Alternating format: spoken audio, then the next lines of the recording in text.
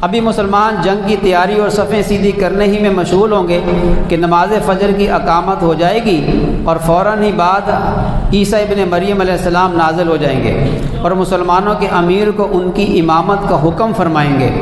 اللہ کا دشمن عیسیٰ علیہ السلام کو دیکھتے ہی اس طرح گھلنے لگے گا جیسے پانی میں نمک گھلتا ہے۔ یہ عجیب طرح کی مخلوق ہوگی۔ اس عنوان پر ہم آئیں گے تو اس پر ذرا تھوڑی روشنی ڈالیں گے کہ دجال کیا چیز ہے، اتنے عرصے سے زندہ ہے، ایک جزیرے کے اندر ہے۔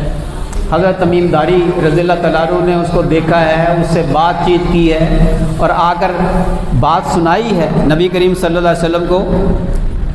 کب سے زندہ ہے، قید میں ہے، ایک جزیرے کے اندر ہے، عجیب ہی مخلوق ہے۔